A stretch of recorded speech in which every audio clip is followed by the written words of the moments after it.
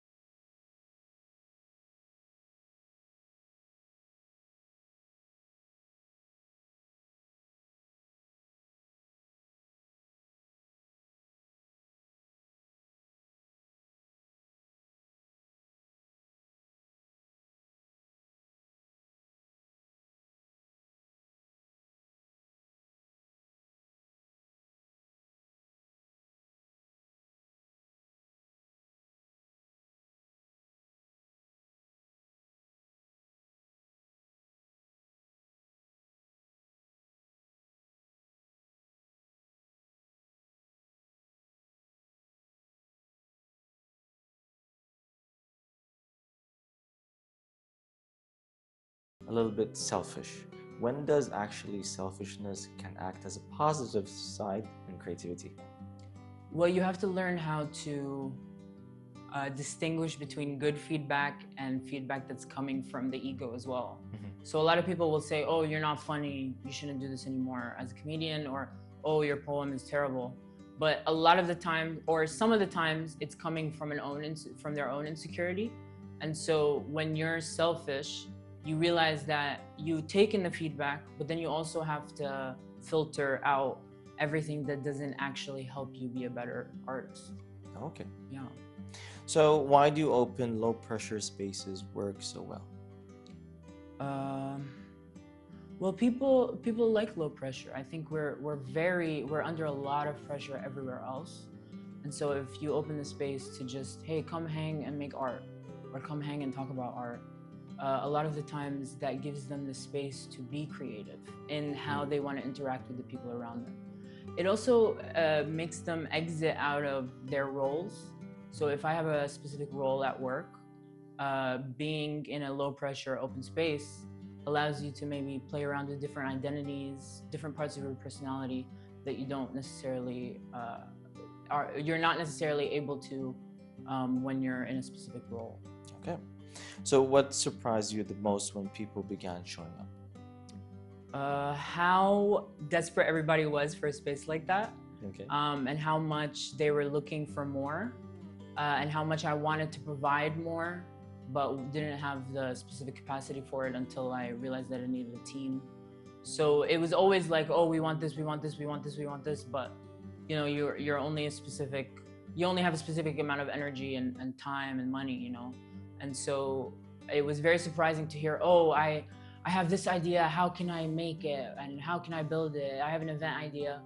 And so, yeah, it's still surprising to me that people text me anytime and they're like, hey, can we do this? I'm like, I wish, yeah. So is there any like setbacks that you wish that could be, let's say, solved?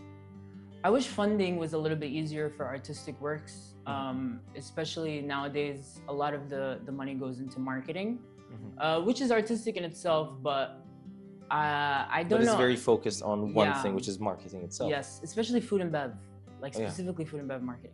So I wish, you know, if someone wanted to create a song, they just got funding because they were a great musician and they wanted to make a song, instead of someone having to make a song for a food and beverage marketing campaign.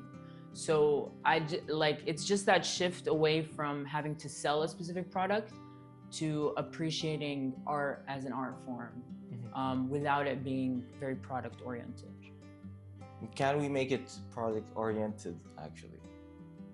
Yeah, I mean, a lot of residencies allow for people to have funding, for people to be creative over a period of time and then culminate in a show. Okay. So there's always that sort of model. But would it lose its value if you make it into like regular marketing? Like if you don't give it the essence? I think I mean, the thing with marketing is that when people interact with your art or with the product, they're expected to buy something. So there's always like this call to action, oh, go buy this thing. But when they're interacting with art in a gallery, all they're expected to do is feel. Sure. And to enjoy the art. So it's always this like fine line between, okay, am I being sold something? And a lot of the times when you are being sold something, it feels a little bit tacky. Yeah, all right, I got you. Interesting topic. How about we take a short break? All right, dear viewers, a short break, and we'll be right back after this, so don't go away. All right, dear viewers, and we're back again after that short break right here at Daily Reset, and let's continue our topic for today about community. So, what challenges come with bringing different creative together? Creative is such a broad term. Yeah. So you get people from all walks of life, and making sure that the way that people interact with each other is through the lens of creativity instead of through the lens of bigotry or any of those isms, right? So making sure that people are interacting with art, even in their interactions in this space, is super important. So yeah. Who do you see actually go well in the creative space? Like if you take art, goes with what exactly, and music goes with who? I don't understand your question. So in the creative art, as you said, there's a lot of people from different walks of life. So do you see usually like there are 2 or 3 groups that always have to be together, like they're sound together? Oh, for sure. I think different mediums always, I mean, like musicians always want to hang out with other musicians because they can talk about, you know, finer details and production, software and stuff. But oftentimes you'll also find musicians who are also songwriters who want to hang out with the poets. Okay. Poets who kind of want to delve into music. So there's always that interaction. But the people who work the best in creative community are people who always are interested. Okay. And being curious and interested and open to hearing how other people interact with creativity as a whole is always a good sign. All right, so it's kind of like also them learning. Like for example, if I'm into music and then I see someone that's into poetry, and I know they go hand in hand, but I've never delved into the light of poetry. And then when I do learn it, then it's a new light that I can basically learn and maybe add to my music without actually writing something. Yeah, because the tool that we use is different, but the way that we're connecting to creativity and ourselves, absolutely. So it's just a different filter that we're all going through. All right. So how do you create a safe place without controlling creativity? It's hard. There's always a balancing act, because there's parts of safety that need to happen so that creativity can flourish. And when people feel unsafe, whether that's in an uncomfortable room or around maybe people they don't feel very safe with, creativity doesn't feel like it's something that's accessible. So there's always that balancing act of, okay, we're bringing people in, how can we make this as safe as possible so people can feel comfortable? And sometimes that's just ice breaking. So a lot of the times when you're in a new space and you've never met the people that you're interacting with, sometimes just breaking the ice makes people feel way safer because they're like, oh, you're like me, oh, you're an artist like me. So it just feels it will start to feel natural after the breaking the ice, as you say. All right, so what role does consistency play in building rest? In building rest and trust. Oh, in building trust. I think if we've experimented with different things, so we like to do like surprise events or surprise hangouts, but then also do things every month.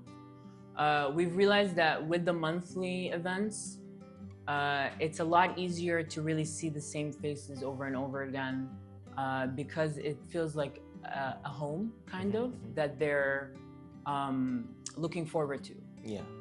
With the more surprise, like occasional events, it's nice because it gives it a sense of novelty. But the consistency is not just about scheduling, but it's also about the consistency in how things feel.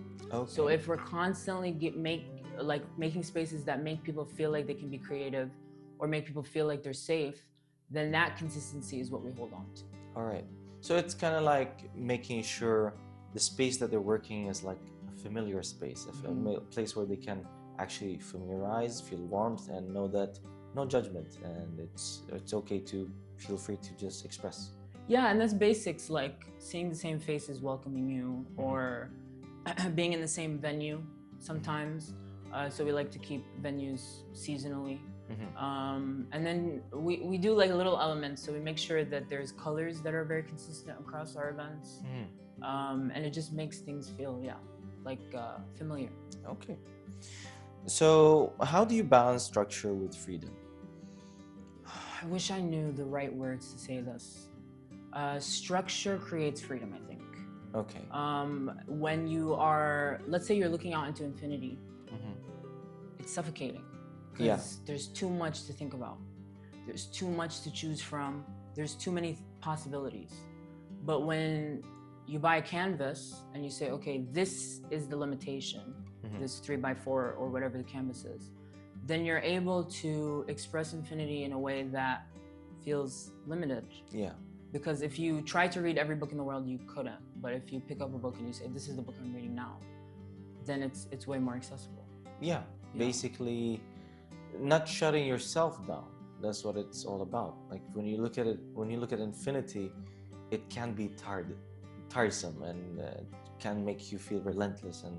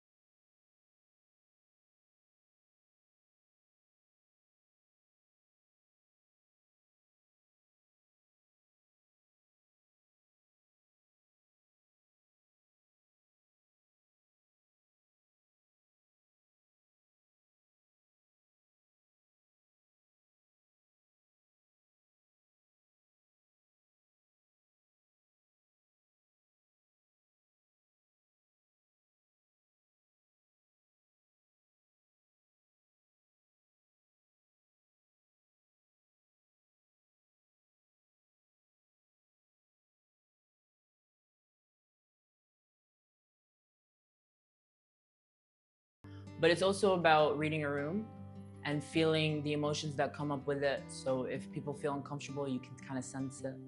And just listening to the people around you, sometimes eavesdropping, but not too many. Not too many times. Yeah. All right, another break and we'll be back for more. All right, dear viewers, we'll take another break and we'll be right back for more. So stay tuned and don't go away. And we're back, dear viewers, and let's continue our topic for today right here at Daily Reset. So going back to the last question that I asked you before we actually entered the break, is that building something with someone, not for them. People kind of miss out the whole idea of what a journey really truly means. Like when you build something with someone, it's a journey of a lot of things, like whether it's confidence or believing or being positive, and even the negative side, being vulnerable also is there. Yeah, it's also being, it's also about truly listening and making sure that you know that just because you can grow doesn't mean you technically have to. Yeah. So sometimes we think about growth as numbers. Oh, the bigger the venue, the bigger the event. But a lot of the times the feedback from the people that we're making it with is that we just want something intimate. We want something small. We want something consistent. We want a way to express ourselves without having it to be so big. So it's just about, you know, managing your own expectations as well. True, and it makes the journey even more meaningful, as they say. Absolutely. So, what's one small step that someone can actually take to build a creative community? Show up to the spaces that you think you'll find the people that you are looking for. Okay. A lot of the times you're like, oh, I wish I had a musician friend I can talk to about. But what are the steps that you're doing to actually find them? And when you do find them, do you reach out and say, can we hang out? Or do you just say, oh, that guy's cool, that's it, and that's it, then you walk away? Or watch them on social media, that's it. So it's always about, like, you got to make the call. You got to be like, oh, I want to hang out with somebody, let's go hang out. So, it's so commit hard. Basically. Yeah. So let's say commit to the cause that you're trying to get to. So as you said, if I show up and I need to find a musician, then I have to make sure that I have the right questions, I know how to connect, and and so forth. Yes, absolutely. Right. So know your target, know what your goal is. Exactly. Yeah. So how can introverts find their place in creative spaces? It's a lot of introverts. Introverts find their space in creative spaces. Is it safe to say that most creative people are introverts? Most, not all. Yeah, I don't know about the percentage. A lot of people think that everybody's an introvert. Yeah. But it really depends on the medium. Because if you're talking to stage performers, it's almost impossible to be an introvert. Yeah. But there are introverts who do it. Who go up on stage, they'll talk about everything, and then they're off stage and they don't want to speak to you. But what if you're an introvert, but the only space that you can be an extrovert is in that space that you're good at, in that field, which even though if it's on stage? Those are also often the best creatives. Oh. Because to be creative, you also have to be alone a lot of the times. Yeah. And you have to value your aloneness a lot. So people who are comfortable with being alone, but also comfortable with people, allow themselves to create in the aloneness, while also allowing themselves to, receive feedback, connect with other creatives. No, the reason why I said that, because there are a lot of actors we know in this world that are basically amazing in what they do, but you don't see them in social media. You don't see them acting. You see them like normal people that basically just go to the market, buy some bread and cheese, go back home, play a few games, and that's it. And then when they go and like shoot for a specific film,